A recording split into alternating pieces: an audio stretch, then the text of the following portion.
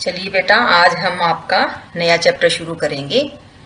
मैथिली शरण गुप्त जो राष्ट्र कवि के रूप में विख्यात है, ये मैंने आपको इनका साहित्यिक परिचय भी दे दिया है। आप इसको पढ़ेंगे और याद करेंगे। और इनकी पहली कविता जो हम पढ़ेंगे वो है जयद्रथ वध।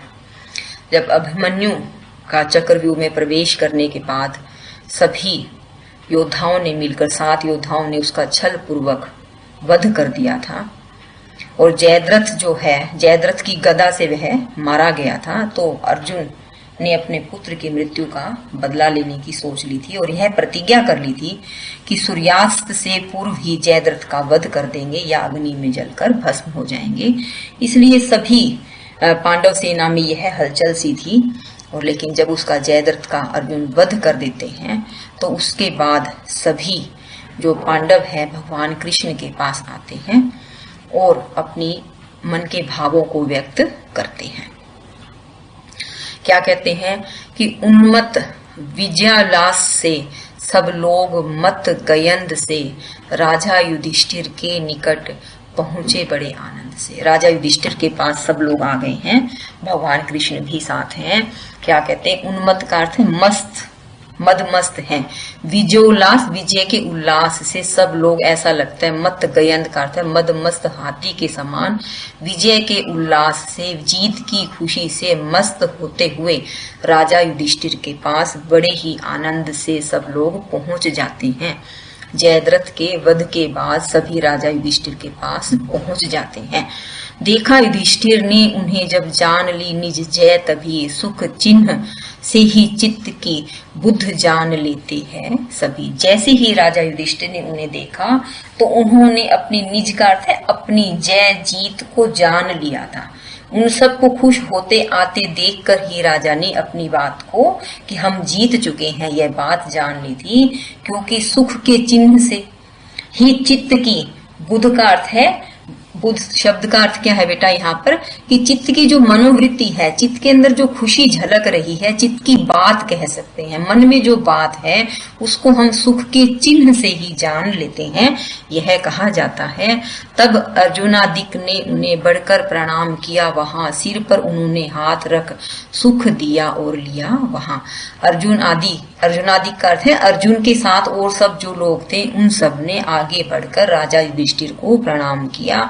सिर पर उनके हाथ रखकर राजा युधिष्ठिर ने एक दूसरे को सुख दिया और लिया। अर्थात जब हम किसी को प्रणाम करते हैं बड़ों को, तो वो हमारे सिर पर हाथ रखते हैं और हाथ रखने के बाद हमें आशीर्वाद मिलता है, हम गले मिलते मिलाते हैं और इस तरह मेल मिलाप से हमें सुख मिलता भी है और हम सुख प्रदान भी करते हैं। सब लोग उनको घेर कर थे उस समय उत्सुक खड़े, बोले युधिष्ठिर से स्वयंभू सुंदर सुमन मानो झड़े।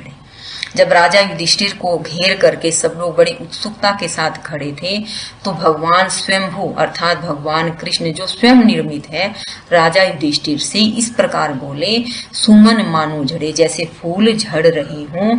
अर्थात जिस तरह से फूल झड़ते वक्त सुंदर लगते हैं, उसी तरह से जब भगवान कृष्ण राजा युधिष्ठिर से कहने लगे तब ऐसा लग रहा था मानो फूल झड़ रहे हैं। हे तात, हे प्रिय, जीत हुई तुम्हारे पुण्य पूर्ण प्रताप से, रण में जयद्रथ वध हुआ छूटे धनंजय ताप से। कि हे तात, हे प्रिय, तुम्हारे पुण्य के प्रताप से आज हम युद्ध में विजयी हुए हैं। जयद्रथ का वध हो चुका है। धनंजय अर्थात अर्जुन के दूसरा नाम है। ताप अर्थात संकट से, कष्ट से मुक्त हो चुके हैं।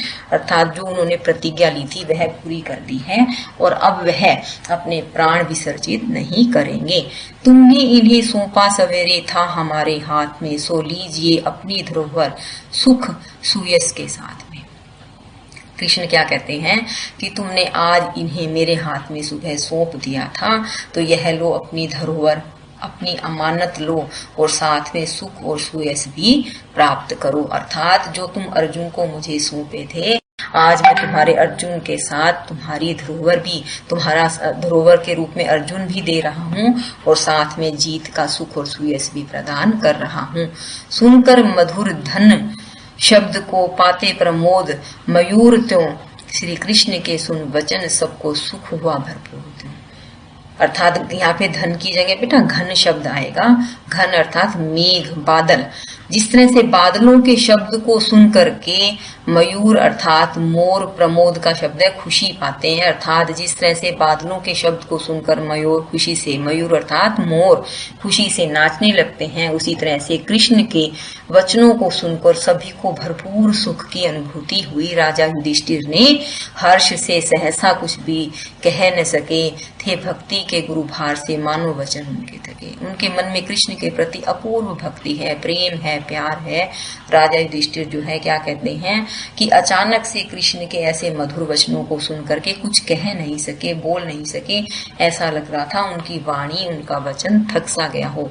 इसका अर्थ क्या है बेटा, आप कई बार देखेंगे कि जब बहुत ज्यादा खुशी होती है या कोई दुख की बात होती है, कोई हमारे सामने कोई खुशी प्रकट करने आता है तो हम चुप से हो जाते हैं, हमें समझ में नहीं आता कि हम क्या शब्द कहें। तो ऐसी ही स्थिति युधिष्ठिर की इस वक्त दिख रही है। और फिर वह कृष्ण से प्रार्थना करते हैं कि साक्षात चराचर नाथ तुम रखते स्वयं जब हो दया, आश्चर्य क्या फिर जो जयद्रथ युद्ध में मारा गया। हे चराचर अर्थात सारे संसार के स्वामी साक्षात रूप में जब हमारे साथ हैं, तुम अपनी दया हमारे साथ रखते हो, तो यह कोई बड़ी सी बात नहीं है, यह कोई आश्चर्य नहीं है कि आज जयद्रथ युद्ध में मारा गया। अर्थात आज जो हमें जीत मिली है यह आपकी दया, आपकी कृपा से मिली है। जब आप हम पर अपना हाथ रखे हुए हैं तो हमें कोई भी दुख या तकलीफ नहीं है। तो भी इसे सुनकर हृदय में सुख समाता है नहीं, साधन सफलता सुख सदृश सुख दृष्टि आता है नहीं। यह मुझे पता था कि हम जीत जाएंगे, फिर भी यह बात आपके मुख से सुन करके हमारे हृदय के अंदर आज सुख समाता ही नहीं है। मैं अपने मन में जो खुशी है, सुख है, उसे बता नहीं सकता। ऐसे लगता है मन में समाया ही नहीं जा रहा। साधन सफलता सुख सदृश, सुख साधनों की सफलता सुख के सदृश, सुख के समान जो सुख दृष्टि में आता है नहीं। यह जो सुख है यह दृष्टि में नहीं आता, इसे देखा नहीं जा सकता, बताया नहीं जा सकता, समझाया नहीं जा सकता, सिर्फ महसूस किया जा सकता है। क्या कहते हैं युधिष्ठिर की बहुविज्ञ तत्व ज्ञानियों ने बात यह मुझसे कही, माधव तुम्हें जो इष्ट होता सर्वदा होता है वही। बहुविज्ञ का अर्थ है, बहु का अर्थ है बहुत सारे, विज्ञ का अर्थ है जो विद्वान है, पंडित है, ज्ञानी है, जो तत्व को जानने वाले ज्ञानी पंडित है। उन्होंने मुझसे एक बात कही थी, हे माधव, हे कृष्ण, जो तुम्हें इष्ट अर्थात जो तुम्हारी इच्छा होती है सर्वथा संसार में वही होता है। अज्ञानता से मूर्ख जन मानव तुम्हें है मानते, ज्ञानी विवेकी विज्ञवर विश्वेश तुमको जानते। क्या कहते, जो अज्ञानी मूर्ख जन हैं वे तुम्हें साधारण मानव मानते हैं, जबकि जो ज्ञानी हैं, जिनके पास विवेक है, जो विज्ञवर अर्थात पंडित है, विद्वान है, वे तुम्हें विश्वेश पूरे विश्व का स्वामी, विश्व जमा ईश, विश्व के स्वामी ही तुमको जानते हैं। अर्थात जो अज्ञानी हैं वह तुम्हें मानव रूप में देखते हैं, जबकि जो ज्ञानी हैं वह तुम्हें ईश्वर के रूप में देखते हैं। जो कुछ किया तुमने स्वयं, हे देव देव हुआ वही, जो कुछ करोगे तुम स्वयं आगे वही होगा सही।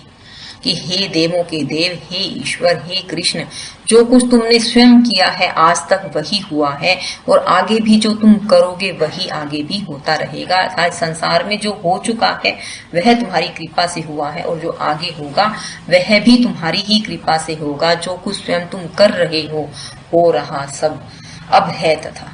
इसका अर्थ क्या है कि जो अब हो रहा है वह भी क्या हो रहा है कि जो तुम कर रहे हो वह ही अब हो रहा है। अर्थात भूत भविष्य और वर्तमान में जो हो चुका, जो होगा और जब हो रहा है वह सब तुम्हारी ही कृपा से, तुम्हारे करने से ही हो रहा है हेतु मात्र सदैव हम, करता तुम ही हो सर्वदा।